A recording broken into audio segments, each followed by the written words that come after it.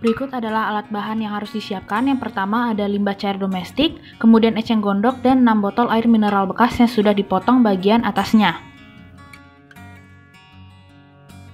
Yang pertama, tuang air limbah domestik ke semua botol, di mana masing-masing botol diisi air sebanyak 1 liter. Terdapat 3 perlakuan, yaitu F1, F2, dan F0. Untuk perlakuan pertama, fitoremediasi menggunakan 50 gram eceng gondok dan diulang sebanyak 2 kali.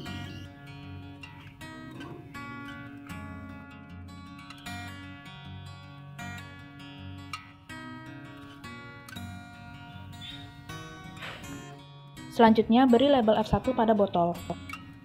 Selanjutnya, perlakuan kedua yaitu F2, di mana fitoremediasi menggunakan 100 gram eceng gondok. Sama seperti F1, perlakuan F2 juga diulang sebanyak 2 kali.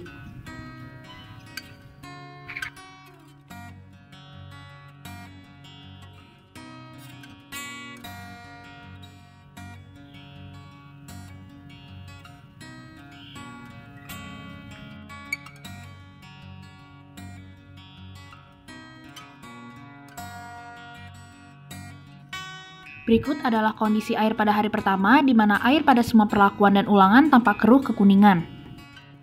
Pada hari kedua, air pada F1 dan F2 lebih bersih sedikit, tidak sekeruh F0, namun perbedaannya belum terlalu jauh. Pada hari ketiga, kondisi air sama seperti hari kedua, namun yang membedakan adalah kondisi eceng gondok pada kedua ulangan tanpa mulai layu, di mana tepi daun mulai mengering. Pada hari keempat, air pada F1 dan F2 semakin jernih, namun F2 tampak sedikit lebih jernih dibandingkan dengan F1, namun perbedaannya sangat sedikit. Air F0 masih sama keruhnya seperti semula. Pada kedua ulangan, daun eceng gondok semakin layu, tepi daun mengering, dan berwarna kekuningan. Pada hari kelima, semakin terlihat bahwa air F1 dan F2 semakin jernih dan tidak sekeruh F0. Terlihat air F2 lebih jernih sedikit dibandingkan F1, namun tampak jelas perbedaannya ketika dibandingkan dengan F0 yang keruh. Pada hari ke-6, air pada F1 dan F2 semakin bersih, semakin jernih, semakin terlihat berbeda dari F0, namun air tampak menggelap. Berikut adalah kondisi air pada hari ke-7, terlihat sangat jelas bahwa air pada F2 merupakan air yang paling jernih, diikuti oleh perlakuan F1. Air pada F0 tidak mengalami perubahan, masih keruh seperti semula.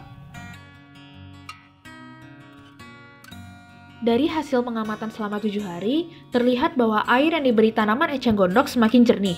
Perlakuan F2 dengan 100 gram eceng gondok memiliki kondisi akhir air yang paling jernih. Hal yang sama juga terjadi pada perlakuan F1 dengan 50 gram eceng gondok, hanya saja tidak sejernih perlakuan F2. Kondisi akhir air perlakuan F1 dan F2 sangat berbeda dengan perlakuan F0 yang tidak diberi eceng gondok.